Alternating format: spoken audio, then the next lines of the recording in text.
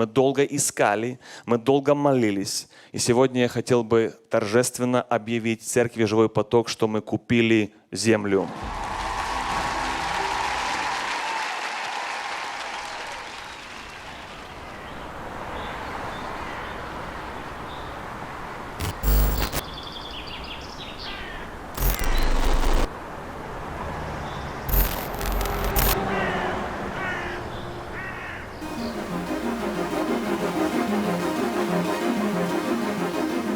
Все начиналось с нужды. Церковь росла каждый год. Миссионерская школа и другие служения развивались, и появилась нужда в большем помещении. Мы начали мечтать и молились, чтобы Бог дал нам здание, которое позволило бы нам не только существовать, но и развиваться в служении. Важно, что с самого начала сам Бог послал правильных людей в правильное время, которые стали частью этого видения. Для меня стройка — это не последние 3-4 года, а на самом деле это, наверное, уже где-то лет 10, когда еще был жив Виталий Иванович. Мы начали поиск земли, здания. Не имея достаточно финансов, я не мог себе представить, как мы можем построить. И просто чудо Божье, вот мы фактически закончили наше здание. I heard this inner voice from God saying that we need to go back to Jacksonville and encourage the church. And I was asking God, if this is you, what would you like me to do? And I came up to Bogdan and said, Bogdan, God's giving you guys this land, and there's going to be a church on this property. Да, мы преодолели много трудностей. Вначале это была духовная борьба, тяжелые решения. Важно было убедиться, что это видение от Бога. Важно было также выбрать правильную команду, которая будет двигать этот проект. Здесь важно не только способные, но мирные люди. Что я почувствовал, когда услышал новость о том, что начинается строительство молитвенного дома?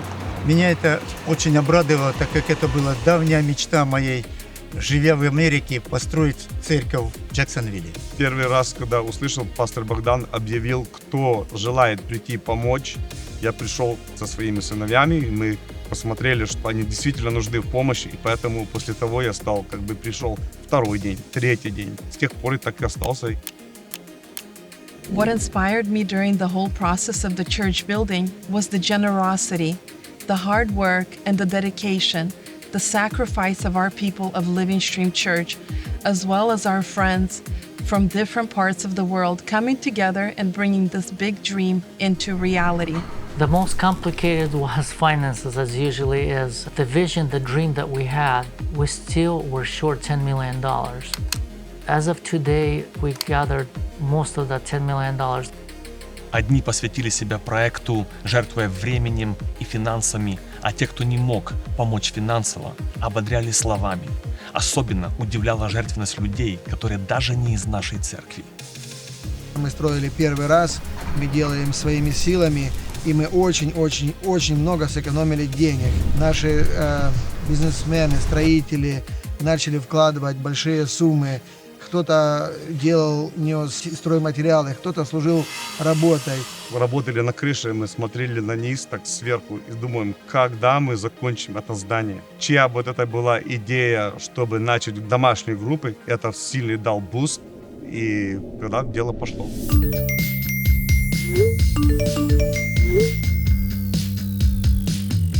А со временем, конечно, когда уже шла стройка, я находился в строительном комитете, отвечал за волонтеров. И когда появились стены, когда уже была какая-то форма здания, люди начали подтягиваться. Весь строительный процесс – сплошное благословение. Одна из больших помощей нашей церкви являются волонтеры, которые приходили по субботам, приезжали из других штатов. Молодежь, старшие помогали во всем, в чем могли. Этот проект объединял поколения. Участвовали и дети, и пенсионеры.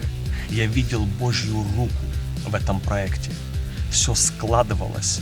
Это было бы невозможно без Божьего содействия. I am mind blown of the results achieved today. From behind the paperwork, every detail of structure and design, the donations and fundraising, and the huge amount of physical labor put into this building is just impressive and on a whole different level. The biggest miracle that I've seen is the response from the church community, how dedicated they were to this project, and also how peaceful everything was and the unity that there was. This whole project is God's miracle, and we have seen His hand in every step of the way.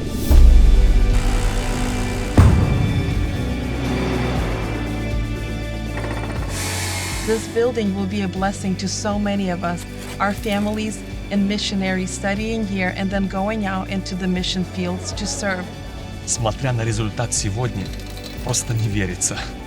Невозможное стало реальностью. Я думаю, это здание, этот образовательный центр будет служить благословением для многих христиан далеко за пределами Джексонвилла.